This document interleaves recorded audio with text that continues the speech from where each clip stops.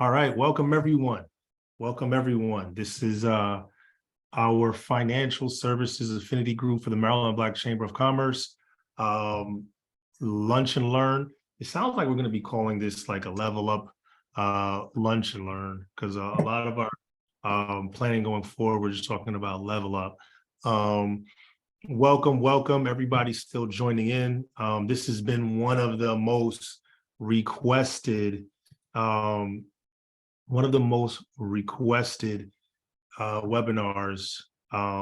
that everyone's been asking about, and that's on estate planning. So we're going to go through it today. Shakira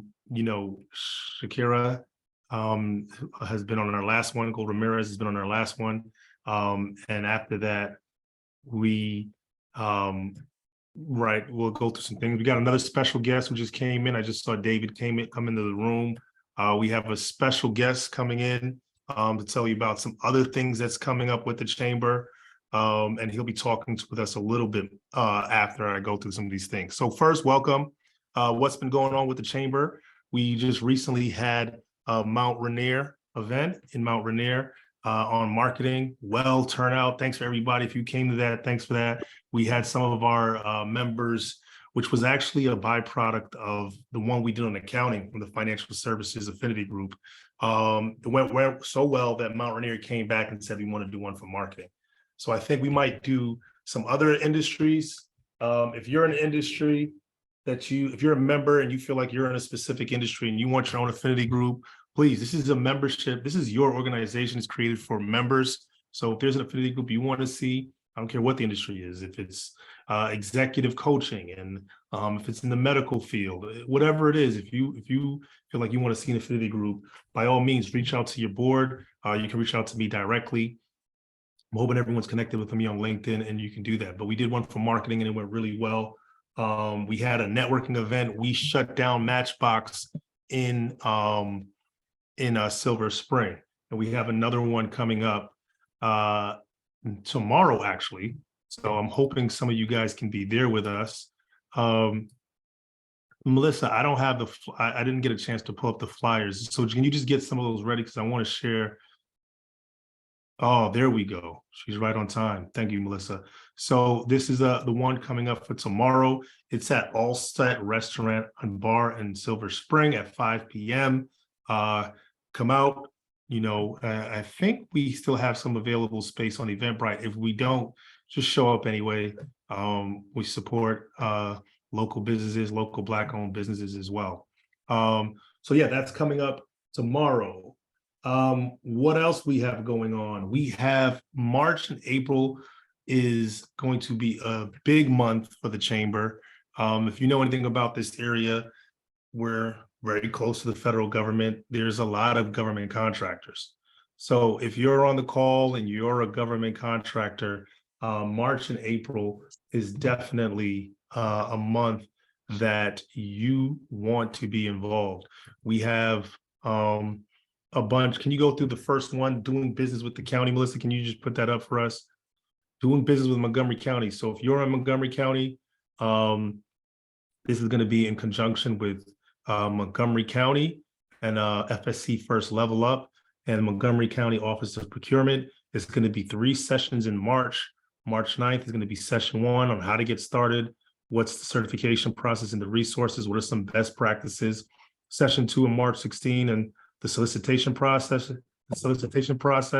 debriefing process, and talking to the primes. And then in session 3 on the 23rd, how to do business with other entities. And you're going to hear from Montgomery County Procurement Services, Montgomery College, City of Rockville, and much more. So there's a QR code. We'll send these out to everyone as well. If you're not following us on Eventbrite, you probably should. This is where a lot of our information is. Our events are coming up. If you're not subscribed to our newsletter, please do so as well. That's the other one. Do we have doing business with the state? We have that one already. There's another government. Okay. Oh, yep. How to do business with Prince George's County government. This one's going to be on March 16th. Again, and it's going to be every third Thursday in March, April, May, and June of that month. And then if you finish, you get certification of completion. So this is another conjunction with the Bi-County Roundtable, FSC Level Up, and MBCC. So this is again, if you want to get into government contracting, or you're in government contracting, this is the event. March and April is going to be a big month that you want to be involved. And then for the Financial Services Affinity Group, what we'll be doing is we'll be doing one on, here we go here. This one's going to be on level up your government contracts. Let me see if I could just make this one full screen. Let's move this out. Well, this was going to be level up government contracts. We'll put this one up on, we'll email this one to everyone else. And we're going to have a CPA who's going to talk about government accounting for your government contractors, specifically around the accounting for your government contracts. So how to get SB, make sure you're approved, SBA approved. That's going to be one thing we're covering. 8A approved, I'm sorry. How to be compliant with your contracts and learn how to maximize the profitability. We're going to have a special guest who I want to come in right now. David, if you're available, David, if you're available, just go ahead and unmute yourself. And Melissa, let's get him on. David, oh, there you go, David. How you doing, man? I'm good. How are you? Yeah, man. So, we got a lot going on with the SBA. You and I have been talking, and you've been sharing a lot of information about some of the things that we need to start getting out to some of our business around government contracting. Yesterday, we had a conversation about estate planning. I told you we're doing an estate planning webinar, and you kind of jumped in and said, hey, there's some things that your audience may want to know. So first, why don't you just start off just talking about the SBA and some of the resources that are available for our businesses, and then we could just jump in and talk about what we talked about as far as estate planning and succession planning and more specific. Okay, I'll give you a quick rundown here because I know I'm a last minute addition to the agenda. So the Small Business Administration, maybe there's people here who don't quite know what we do, even if you are in financial services. Primarily three things. There is the funding programs, so that's primarily lending. There's the federal contracting programs, and then there's the local business assistance in the form of free assistance from small business development centers, women's business centers, veterans business outreach centers. Those are all similar. They have advisors there you can go see for free. Everyone could go to the women's business center. It's just that all the advisors are women. Veterans and military families are the ones who can go to the veteran business outreach centers. And SBDCs, the small business development centers, is for everybody. But you should go to all that you're eligible to go to see who you connect with well. Then there's the SCORE business mentors. Those are all retired and semi-retired business owners who volunteer to mentor. And it's very difficult to overestimate how valuable it can be to talk to an actual business owner who's 10, 15, or 20 years further along than you in that business owning path. Right. So that's the SBA. I'm from the DC metro area district office. We cover the donut counties. I heard that called one time, Prince George's, Montgomery, Arlington, Fairfax, Loudoun, and then also the District of Columbia. I'm going to leave my contact information in the chat, and anyone can email me and ask questions, and we can talk. We can talk about the loan programs. We can talk about the business assistance resources, the advising, the counseling, the mentoring, or we can talk about federal contracting stuff. But the specific thing that I wanted to bring up here, because I was talking to Nelson about being in some other thing, and I mentioned that since this is for estate planning and you're all in financial services, you might want to know about this. Right. About 4.5 years ago, some legislation was passed that made it easier to use an SBA guaranteed loan. That means the SBA guarantees the loan to the lender. 7A loan from the 7A program. And that's what we call it. It's in the Small Business Act, Section 7A. And you could use this loan to finance an employee buyout of a retiring owner. The owner's going to retire, go away, needs to sell the business to someone. doesn't have a buyer, you can create a buyer in the form of the employees collectively. He can sell it to the employees indirectly in the form of an ESOP, employee stock ownership plan. I won't get in the weeds. If you want to know about this, you just email me and I'll get on the phone with you and we're going to have a conversation. Or as a cooperative. A cooperative is just a different business structure. One way to understand what it is one person, one share, one vote. If we've got 20 people in the cooperative, we've got 20 shares. Each person has one vote. They choose the board from amongst themselves, et cetera, and so on. They're directly involved in the governance and perhaps the management. They are also employees in the business. An ESOP is a slightly different structure. You have an entity that owns all the shares of the corporation. And that's it. The entity is a trust. It's a legal entity. It's a fiduciary, meaning it votes the shares in the interests of the employees, all the employees. So it's not like a 401k where you can choose to join or not join. In an ESOP, everybody's in it. You're not vested on day one, but everybody's in it. And the trust votes the shares in the interest of the employees, who are all shareholders, as it were, indirectly. Now, why does this matter to you? Well, if you're in financial services, maybe you talk to a lot of business owners, or maybe you're a business owner right now who is retiring in 5 years or 3 or whatever. You've been wondering about this. There are a couple of incentives given for this in the tax code. There is something called a 1042 rollover. That's the section of the IRS tax code that allows for a person who sells their shares and gets a capital gain. Normally you have to pay capital gains taxes. Well, if you do a 1042 rollover, if you invest the proceeds of the sale, you sold your company, you got the money, you got some capital gains, and you're gonna have to pay taxes on it. But instead, if you reinvest those proceeds into what's called a qualified replacement property, that means certain kinds of securities. Right. With it, I think it's 18 months. Within 18 months, you pay no capital gains tax. Okay. So that's whether you sell it to a cooperative or whether you sell it to an ESOP, 100% sale to an ESOP. All right. Broadly, that's the thing that I wanted to just put in everybody's brain for a moment, right? Just say, like, this exists. We don't have to get in the weeds now. We can't, because this is just an addition. And Nelson was kind enough to give me a couple of minutes. If you want to know more, if you know a business owner who might want to know more about this, or if you're a business owner who wants to know more about this, or if you're a financial services person, if you're a financial advisor, or you're an insurance broker, or you're a banker, and you're just one of those people who has contact with business owners and you want to know more, get in touch with me. So I'll put my contact here right in the chat for everyone. This is my email address.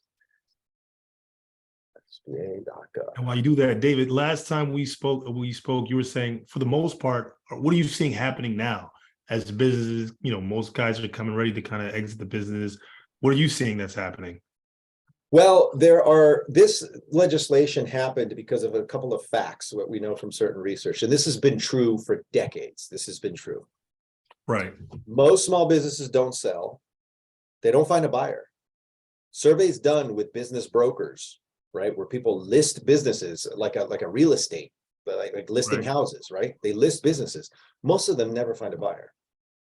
Most of them also don't go to a family member. They're not transferred on to kids or to a nephew or a niece, or it doesn't happen. We think that's the popular image of something that happening and being common. It's actually not common. Right. And so what's left? The business owner just shuts it down. Now, here's why this matters. If that business was profitable and around for about 25 years, that means it was a pretty strong business. And there were good jobs in that business. It doesn't have to be a lot of jobs. Maybe it was only 10 good jobs. Exactly. But baby boomers own more than half of all businesses in America. And they're retiring. They've been retiring for the last 10 years, the older baby boomers. So if a bunch of small businesses just shut down, well, those jobs are gone. Right? So that's one thing that affects the local economy, because small businesses depend on the revenue they get from people shopping locally. They don't make most of their money online. Right. They can make their money locally. So there are all these follow-on effects from big numbers of small businesses just shutting down instead of continuing to operate with a new owner. But as I said, most don't get sold. Exactly. So what happens? They shut down, they liquidate. If they liquidate, the owner doesn't get much for it. They just sell whatever, whatever's not nailed to the floor, they just sell it. Exactly. If they happen to have property, maybe they keep the property and lease it out, and that's a source of income for them in their retirement.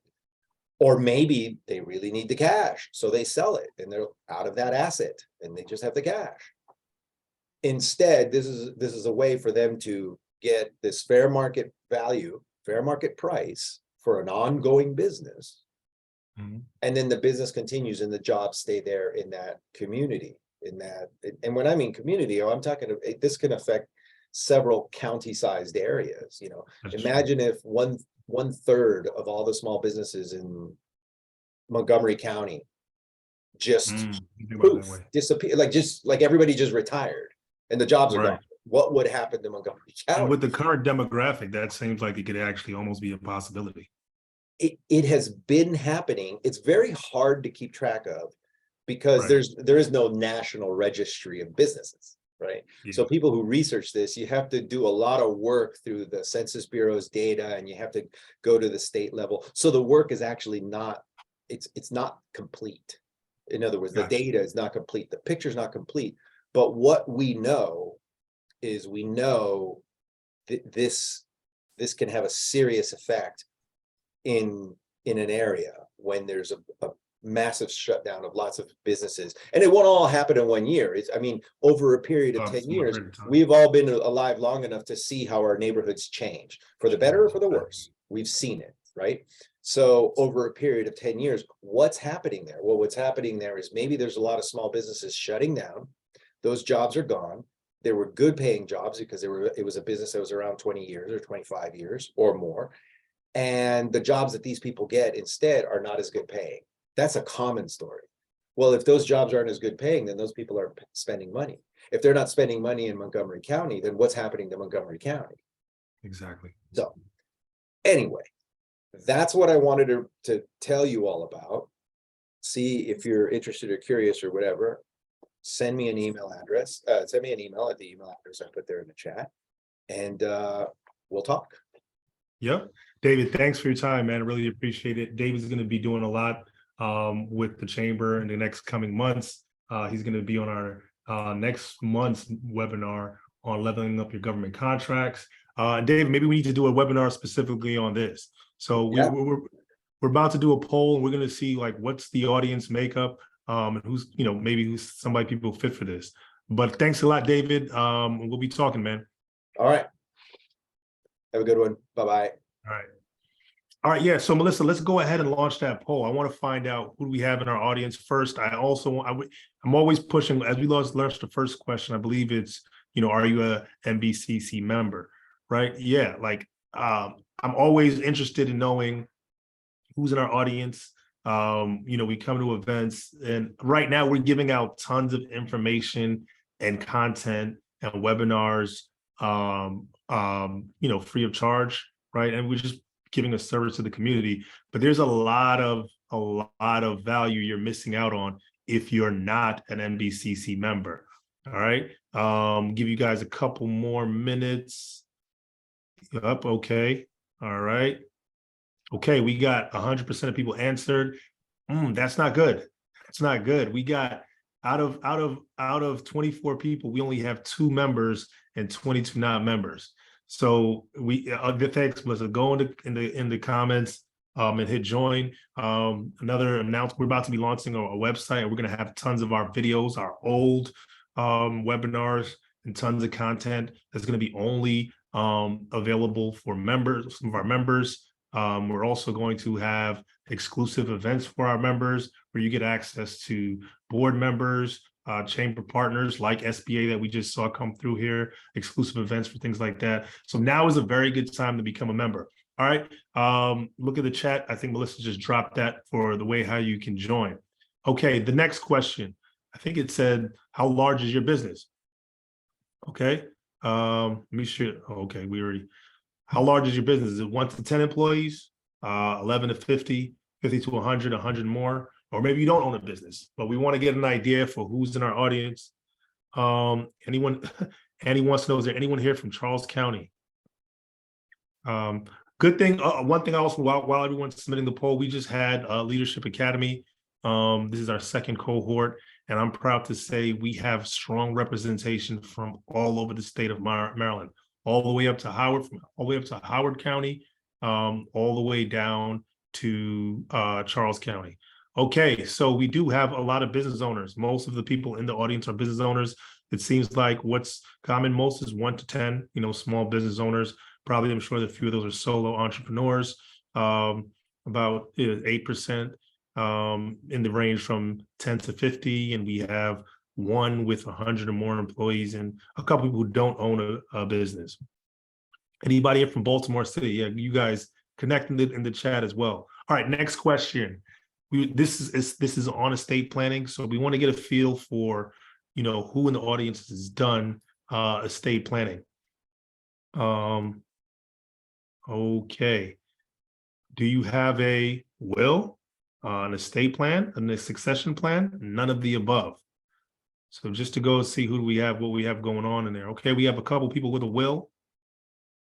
Let's give everyone a little bit. All right, so it looks like we have. Okay, so looks like we have about 26%, a quarter with will, another quarter that does also has an estate plan, but not many, only one person looks like they have a succession plan, and a large majority looks like they have none of the above. When you get a chance to share this last one with the audience, and Shakira, and specifically Shakira, you can take a look to see who we're talking to in our audience. All right, with that being said, like I said, this is when we did our webinar last year, I got a bunch of calls, a bunch of emails, some texts saying, hey, can you guys do another one like that? There was just a lot of information packed in this. I wanted to give her a little bit of time. Last time was just a conversation with a bunch of other professionals, but I wanted to give her the time to kind of talk through. So let's bring in Shakira. There she goes. There you go. Hey, how you doing, Shakira? Good. How are you all? Can you hear me? Great. Yep, we hear you good. We hear you loud and clear. Like I was saying, after the last one, it was a lot of information, and we've had a conversation after that about, what's like the importance of, our businesses, our community doing things like estate planning. Can you talk a little bit about why, what brought you to this business and why are you so, impassioned? I mean, when I talk to you, you think I can go on hours and hours and give so much information on estate planning, but just talk a little bit about your history and how you, why you started the business, and why are you so passionate about it? Yeah, so I started the business. I actually started off in criminal, like most other people. Once they graduate law school, you say you're going to be that, prosecutor or whatever. Right. But over the years, over the past 10 or 15 years, I have become the unfortunate recipient of having family members not do any kind of estate planning, meaning passing away without a will, just saying, well, I'll let my kids take care of it. And so to see the devastation that it has caused my family with family members not speaking. And the biggest thing is that my family lost our family home because there was not proper planning done. And so, how everyone says, oh, well, I'm going to go home. I can go to my home state, but I no longer have the actual physical home as a result of, family members not doing estate planning. Wow. So that ignited kind of like a passion and a fire in me, because I never want to see anyone else's family go through, what my family has gone through. And especially when you look at, hindsight is always 20/20. It was preventable, Mm-hmm. just sitting down with someone, making a plan, or letting someone know what your medical wishes are, just having the conversation as a starting point. Yeah, definitely. And I think we're starting to kind of get aware of why this is important, because I think a lot of families probably experience the same thing. And I mean, in our conversations, you've talked about kind of like the levels of, estate planning. I asked some questions. You're like, well, that's level 10 or maybe even 20, and most people are at level 1. On a high level, can you just talk about kind of what that journey looks like as you go through that process? And what are maybe some of those levels that as an individual or a business owner, you may come across as you're going through that journey of estate planning?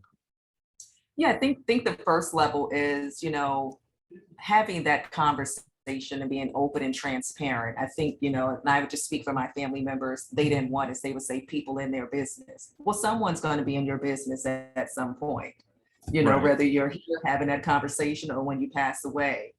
So I think the first step will be having a conversation with, an estate planning attorney, family members, just trying to figure out and lay out what your wishes are. It's a conversation no one wants to have, but it's a necessary conversation.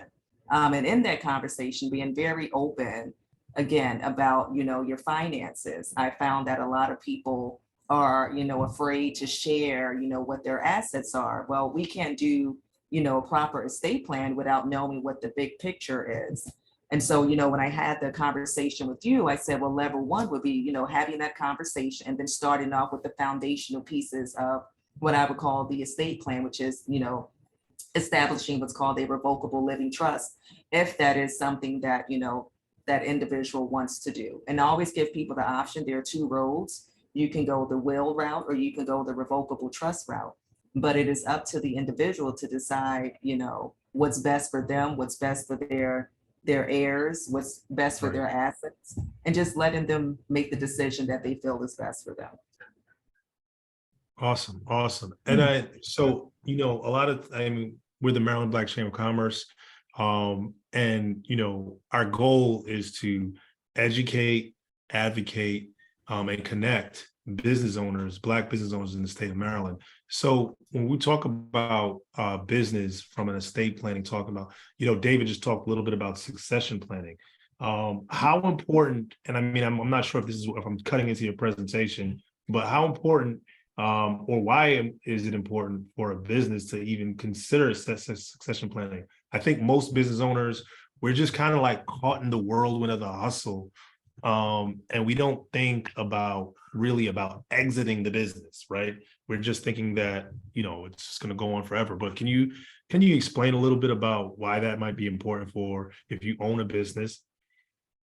Sure, I think it's not only important, but it's vital. I think one of the Mhm. things that we've noticed during the pandemic is a lot of businesses, whether it was a mom and pop business, Right. unfortunately had to shut down. And it wasn't because, there were no workers. It was because there was not proper planning in place. If the owner was to become sick or incapacitated, who is able to step in and run the business?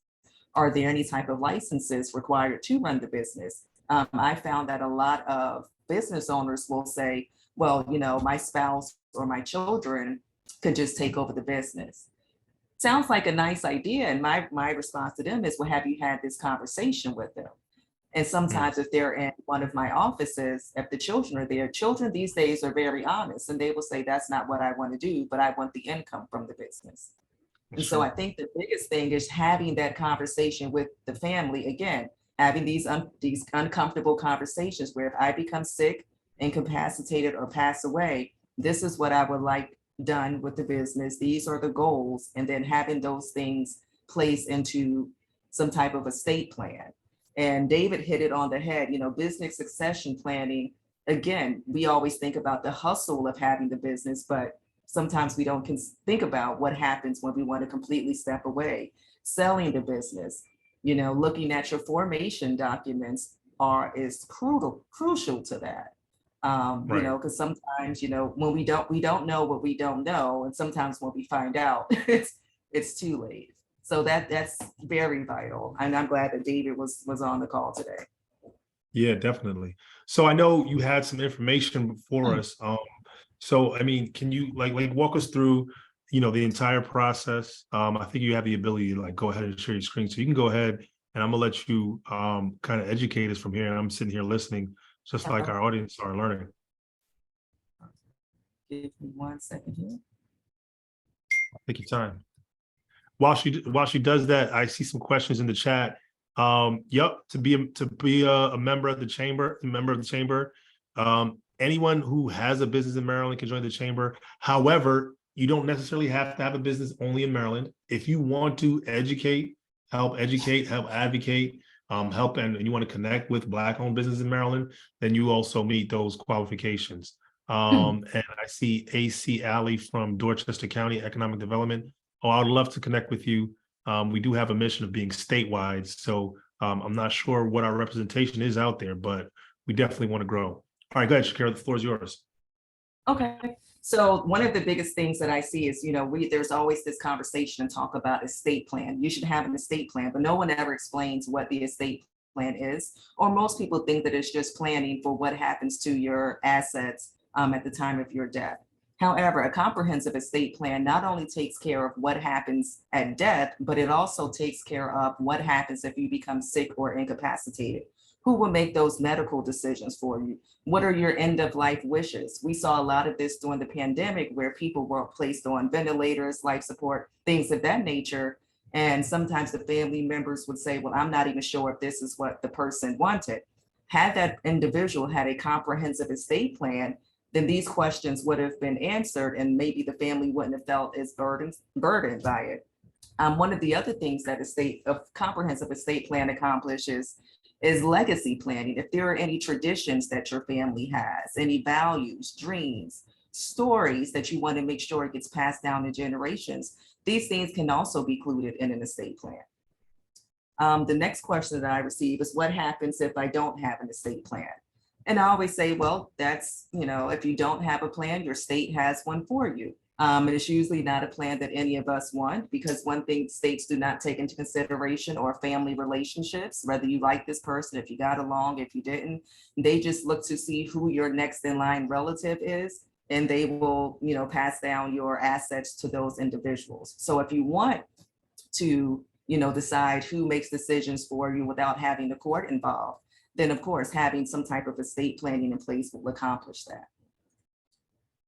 The other thing that we hear about a lot is probate. We hear about how horrible probate is, but we never really hear what probate exactly is. And so probate here is where the court determines, if either your will is valid or who's going to be appointed to handle your affairs at the time of your passing, who will receive your assets at the time of your passing. The horror stories that we hear, which are true, because I've also gone through the probate process more times than I would like to count. It's time consuming, it's draining on the family, it's expensive, and it's public. So I always tell people that there are two roads to probate. One is to not do any kind of planning and let your state decide, and one is to just have a will. The difference with having a will is that you're essentially telling the courts who you would like to have what assets, but it still goes through that same process and it is still public. So what are some of the planning solutions? And I'm only going to talk about one here because we have limited time. Right now, what a lot of people are, looking at is creating what's called a revocable living trust. A revocable living trust is a trust that is established while you are alive. It can be equated to you carrying around, a bucket, your backpack, a little red wagon. And what happens is you put all of your assets into it. Your bank accounts, your money market accounts, you can even put your life insurance policies in it. The deed to your home is also placed in it. By having this revocable living trust, it does not mean that you're giving up control. You're not giving up ownership of these assets. What you are doing is preparing your family members for if you become sick or incapacitated, your successor trustee, which can be any person that you appoint, will pick up the handle to that little red wagon and take care of your affairs. It's kind of like your instruction booklet to your family. If you've seen me present before, if you've been to my office, I always tell people this is your way to control what your family and your heirs do with your assets from the grave. So if you want to make sure that your wishes are carried out, establishing. We'll talk about. I'm sorry, what was that? Establishing a revocable living trust does that. If you notice at the bottom, I do have a kind of a no sign for retirement accounts. And the reason I have that is because depending on what kind of retirement account it is, there could be some tax implications. That is a conversation to have with your financial advisor or your retirement individual at your job. I have seen where people have tried to put a retirement account into a trust. And of course, if you're calling a 1-800 number, there may be some disconnect on people understanding what the language is. And the person on the phone inadvertently did not put their trust as a beneficiary, but changed the complete title of the account. And what happened in that situation is, unfortunately, that person received a huge tax bill. So that's why I have the possible no mark near the retirement accounts. It's just going to be checked with your, your financial advisor, your HR department to find out what the small print in those accounts state.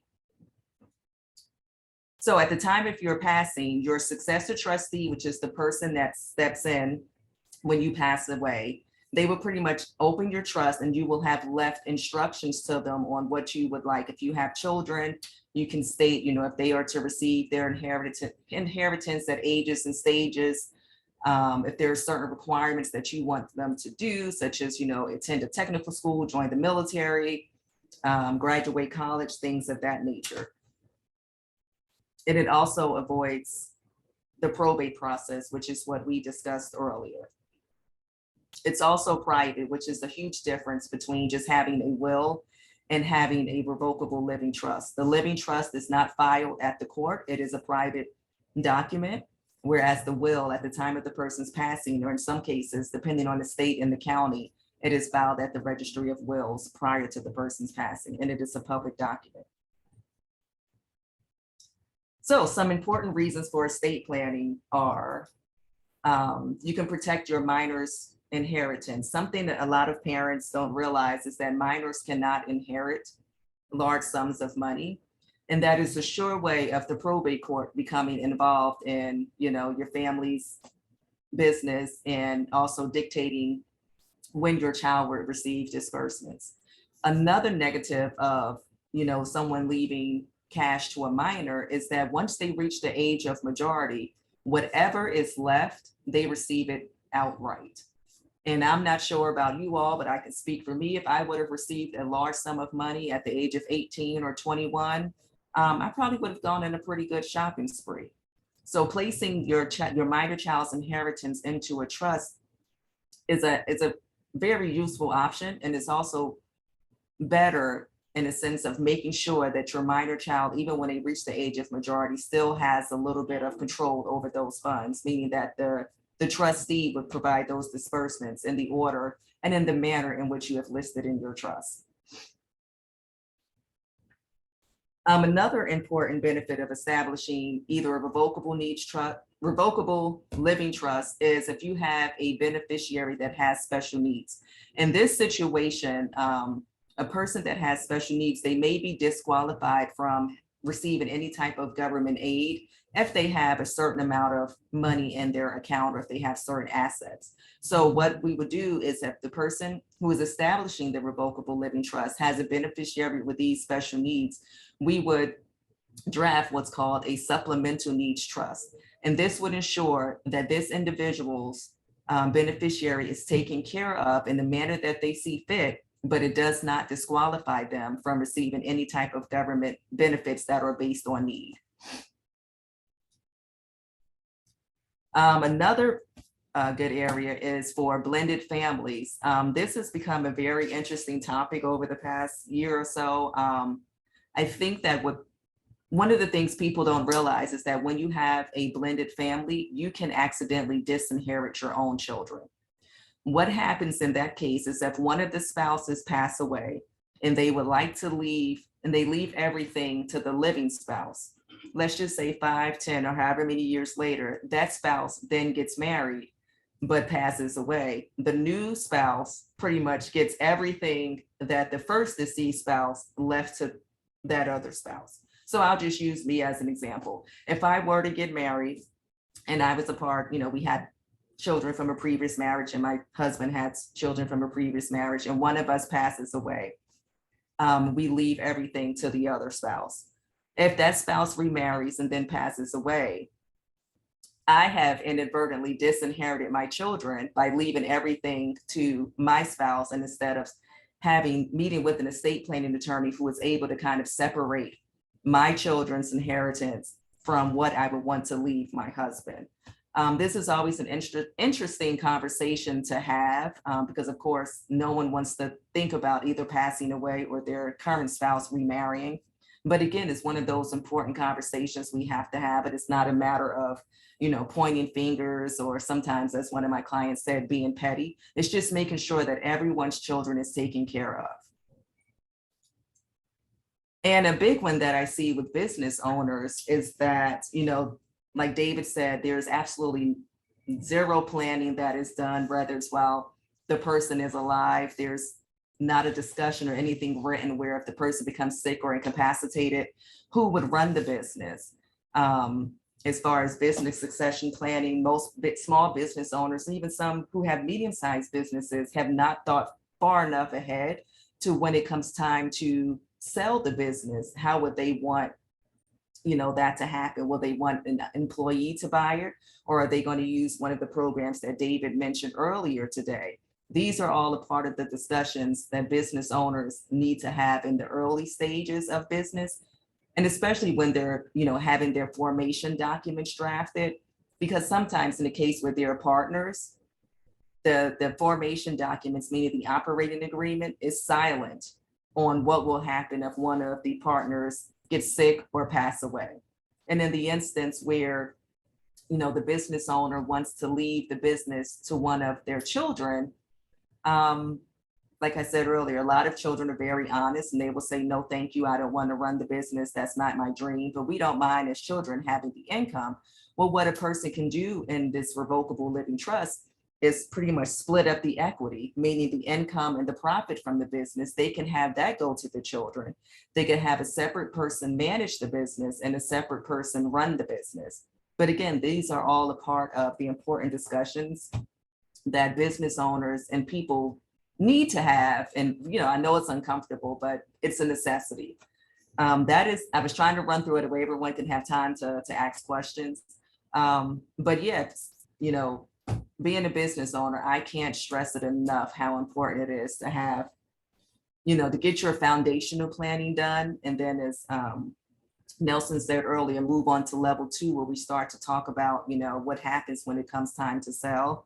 And I think that, business ownership and business succession could probably be an entire webinar or 2 by itself. And so if that's something you all are interested in, please let Ken and Nelson know. But that's kind of estate planning in a nutshell. I know I ran through it kind of quickly because we're a little bit limited on time. But if anyone has any questions, I would love to answer them. No, I mean, me first. I got some questions. So I guess my first question is, from my own personal experience, right? I kind of feel, I'm too young. Like I'm young. These are things I guess we don't think about it. But what about that from that aspect? Me thinking like, all right, I'm young. I don't have to worry about this right now. Yeah, there is no age limit for estate planning. And I also have this conversation with people who have children that are going off to college. They say, my baby's going off to college. And I say, I understand that you're a baby, but they're 18. And so now we need to start having also the discussion of, there are certain documents when your child goes away that you want to have, power of attorney, a HIPAA release. Because as a parent, and as them being 18, you kind of don't have access unless there's some type of written document. But as far as doing a full estate planning, there is no age limit, there is no income limit. Estate planning is for everyone. Got you. And I know a lot of times, again, my personal experience, I have people in my family who, they're getting up there in age and they kind of go to just one of these websites and they just kind of go through, I guess, a boilerplate template, a couple of questions. What about those that say, I don't need to do this with a lawyer? Like, I mean, I'm sure that could work in some instances, but what might be something you need to consider if you're not going to go through a lawyer and just kind of use one of those sites? Sure, I think something to consider is that if you read the fine print on some of those websites, it states that we are not a lawyer, we are not a law firm, this is not legal advice. It states all of that down there, but of course, most people do not read the fine print. And a lot of those forms are kind of plug and play. So if you're not familiar with the estate laws of your specific state, do you want your estate or your documents to be essentially in your hands? Um, that's, I'm not going to talk bad about them. They are out there to serve a purpose, but I don't think that they give people the customized documents that they need. Estate planning is not pretty much a plug and play. Everyone has different needs, and those documents may not fit your needs. They may not fit mine, but they may fit our neighbors. Another question, and I'm going to let the audience and our guests ask some questions. So as far as the state that, handles these processes, like, let's say, is it where you live or where you reside or where you die? How do you know who you should be contacting from in your state? But, how do you make that decision? So it depends on the state. So I'll use my dad as an example. He was a Pennsylvania Okay. resident, Okay. did not have any estate planning done. He passed away in New Jersey. Because he was there for over, I think, 60 or 90 days. I had to do a dual state probate Gotcha. because he had one account, one very small account that was in New Jersey, but then he was a resident of Pennsylvania. So dual probate, 2 states, year and a half to get both. So of them if you, proposed. so if you, let's say you've done your estate planning in Maryland and you're bi-coastal, let's say you're living in like California now, is that 2 separate processes? Or if you do the estate planning in Maryland, that kind of like trumps everything because that's where it's done? How does that Well, work? it would depend on how long you're in California. Are you a Gotcha. resident of California and you just didn't change over your documents? Because remember, each state has different, rules, Gotcha. regulations. And every situation, to be honest, is different. Let's just say if a person was a resident of Maryland and they had all of their estate planning done in Maryland, but for some reason they were in New York and they passed away in New York, their Maryland documents would take care of their estate. Now, if they just, like my dad, if they just had one account, just for whatever reason that they forgot about in New York, yeah. So every situation is different. Is different. All right, so we got some questions in the chat. Christina says, how would one start an estate planning if funds are low? Well, I could say just be open and honest with that attorney or whomever you're talking to. Not everyone is out here to become multimillionaires off of estate planning. And just talk with the person. Say, hey, this is the situation. This is something that I want to do. What can we do? Awesome.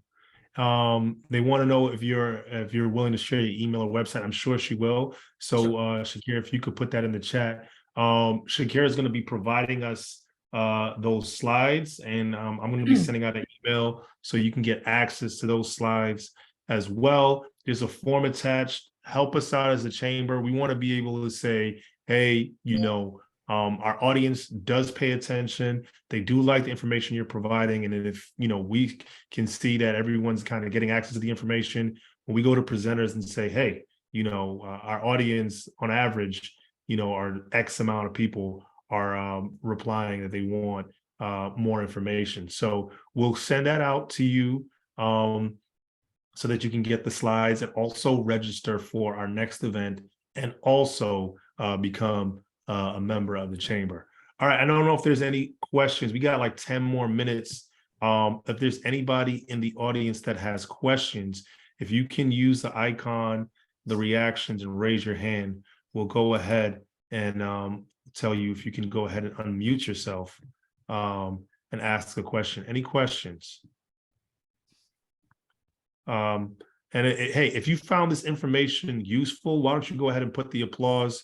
Oh, we got somebody with their hands up. We got Angela Dunn. Angela Dunn, you can go ahead and unmute yourself. And Hi, can you hear me well? Yep, we can hear you. Okay, great. So I heard the question about if you don't have a lot of funds, but just on an average, if I was interested in estate planning, what am I looking at? $1,000, 500? Is it based on, oh, I want a will, or I want a power of attorney, et cetera, et cetera? Yeah, so I can't say for everyone. I could just say that it's based on your specific situation. And then also what type of planning you would like. Of course, a will by itself is going to be less expensive than doing a full estate plan where you have the revocable living trust, your power of attorneys, and all of that other, all those other documents. And it just varies. All right, thanks. Any other questions? Thank you.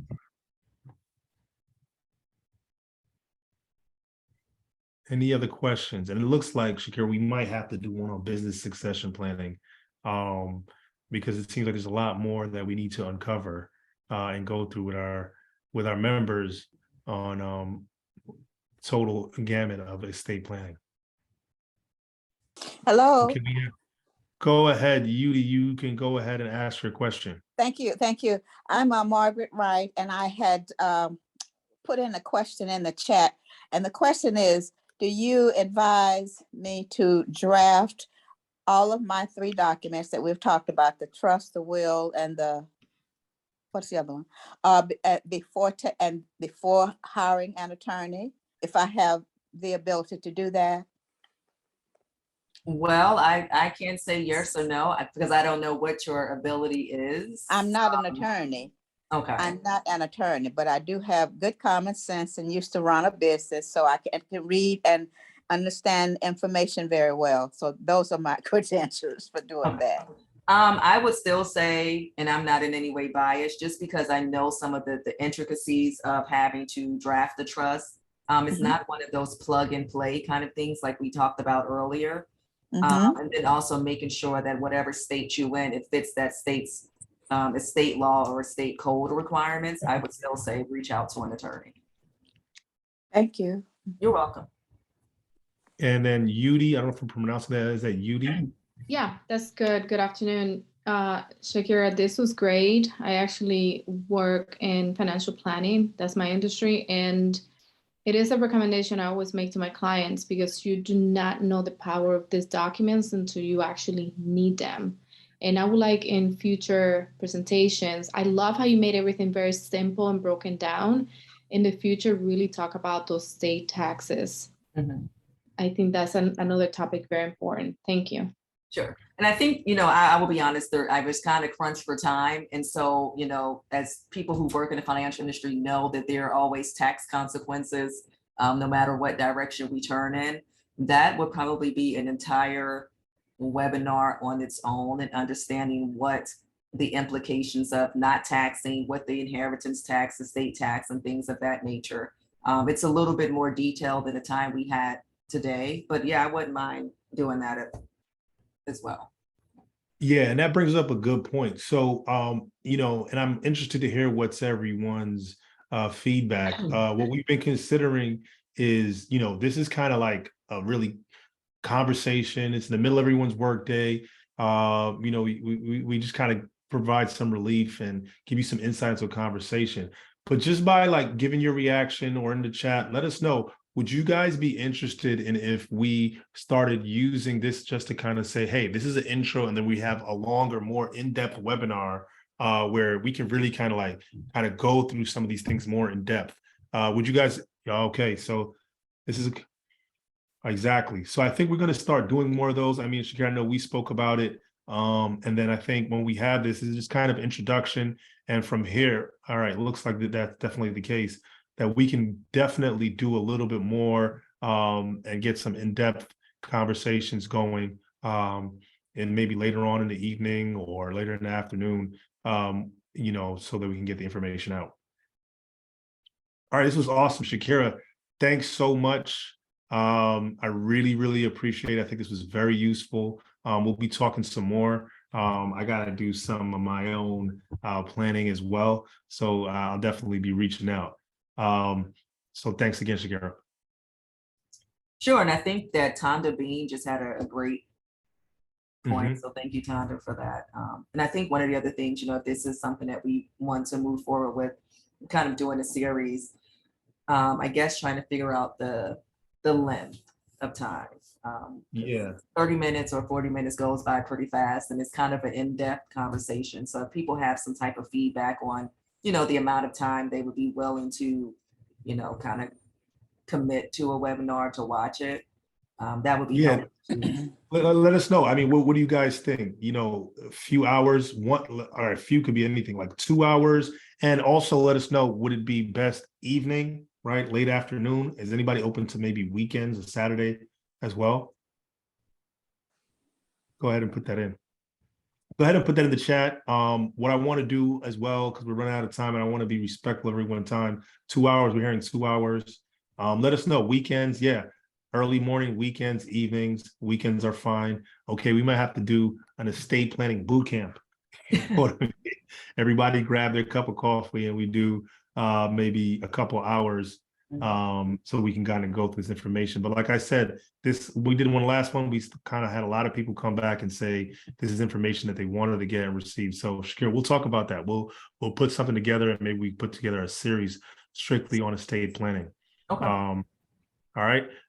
So guys, thanks so much. I do want to, again, Melissa, can you put up the flyer for the networking event and the link in the chat?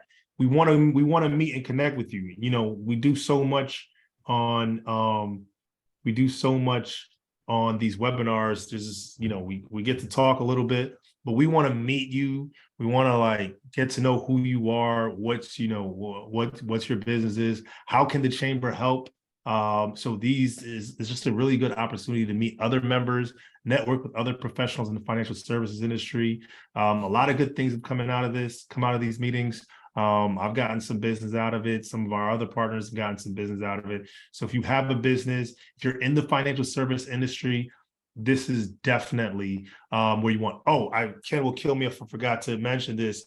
There's also going to be someone speaking from Accelerate Maryland Partners, right? Talking about getting access to capital. So that's someone you want to come out and meet as well. Also, again, next month, this one is live. Thanks, Melissa. This one is live online right now. So this is going to be Level Up Your Government Contracts. We have a CPA, Jeff Wilson. He's the principal of the W2 Group. He sits on the Maryland Board of AICPAs.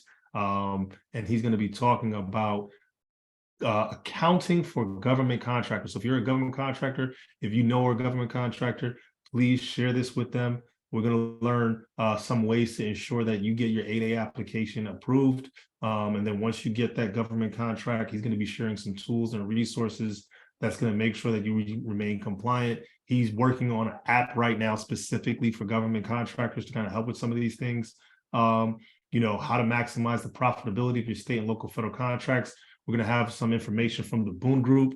If you're on a wage scale contract, Davis-Bacon contract, this is something you want to know. How can you maximize that fringe benefit portion of your contract?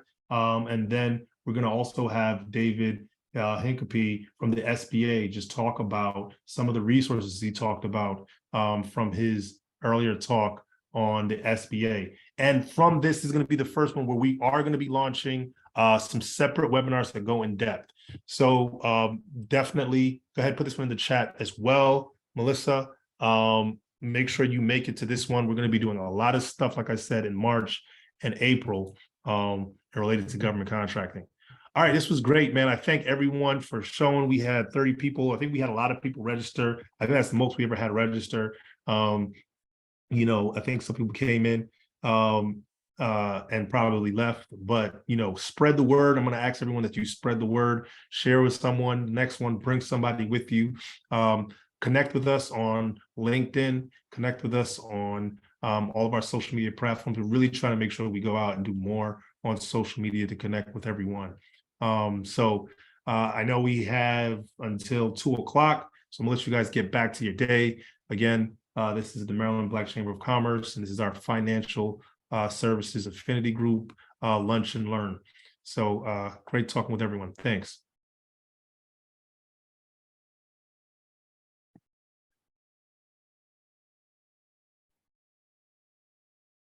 Hey, Nelson, I have to start another meeting, so I'm going to end this one. Okay, are we still recording or we stopped recording already?